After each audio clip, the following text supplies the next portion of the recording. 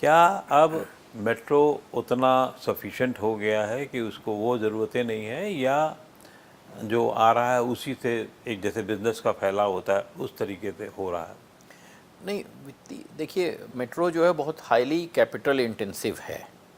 आप देखिए, अगर जो बनाने का खर्चा काफ़ी होता है, तो इसको, और इक्विपमेंट्स भी सब महंगे बहुत हैं, सारा। तो वो ज़रूर है। तो अब लेकिन इसका जो पूरी दुनिया में अगर आप देखेंगे, तो जो संचालन का खर्चा है वो और में रख रखाव का, वो भी अच्छा खासा होता है, और लोगों को पैसेंजर के जो टिकट से जो आती है रेवेन्यू, उससे वो पूरा नहीं हो पाता है। तो वहाँ की जो रिस्पेक्टिव गवर्नमेंट है उसको वाइबिलिटी गैप फंडिंग करनी पड़ती है पब्लिक ट्रांसपोर्टेशन में। बट यहाँ पर हम लोग शुरू से ही दिल्ली मेट्रो में ये नहीं हो रहा है। मतलब हमारा जो टिकट से रेवेन्यू आता है, वो जो हम खर्च करते हैं चलाने में, उसको उसकी भरपाई करके मतलब थोड़ा सा ऑपरेशनल प्रॉफिट हो जाता है हमें, वो हम इंटरेस्ट में पे कर देते हैं, जो इंटरेस्ट पे करने का। लेकिन लोन की जो किस्त है उसके लिए फिर भी दिक्कत होती है हम लोगों को पे करना। तो सोशल रिस्पॉन्सिबिलिटी तो गवर्नमेंट तय है कि कर रही हैं, तभी ये चीज़ें चल पा रही हैं। अब टीयर 2 और टीयर 3 सिटीज़ में जिस तरीके से मेट्रो का विस्तार हो रहा है, तो क्या वो वायबिलिटी बनी रहेगी या संभव है उसका उतना हो पाना?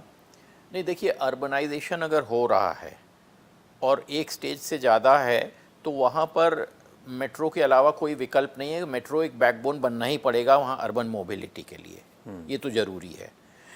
हाँ, ये है कि अगर वो मेट्रो बैकबोन बनता है और मोड्स उसको कॉम्प्लीमेंट करके चलते हैं, तो पूरे पब्लिक ट्रांसपोर्टेशन से जो भी फ़ायदा होगा, क्योंकि ये जो प्रोजेक्ट है ये जनता की सहूलियत के लिए है।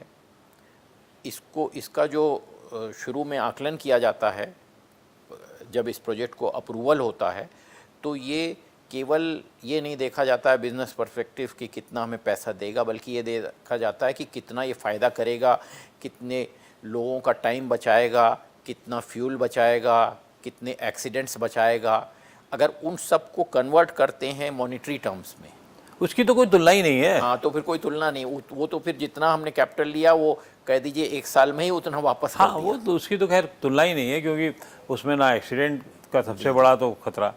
मैं खुद अगर कभी जाम वाम में फंसने की नौबत लगती है मुझे, तो मैंने कहा नमस्ते करके मेट्रो ज़्यादा अच्छा करते हैं।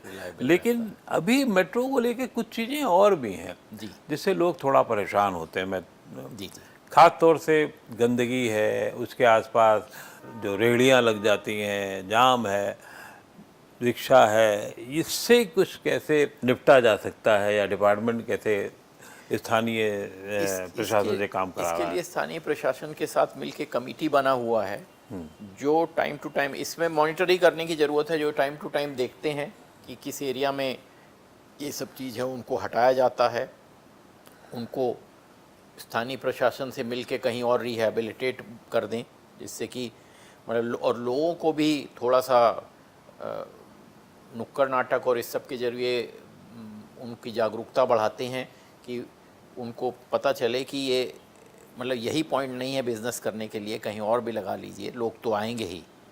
मतलब हम लोग ट्राई करते हैं, और प्लस इनको डिसिप्लिन भी सिखाते हैं। जैसे जो आप बता रहे हैं ना, ई रिक्शा और ये हो जाता है, ये थोड़ा न्यूसेंस हो गया है, लेकिन इनको डिसिप्लिन करने की ज़रूरत है।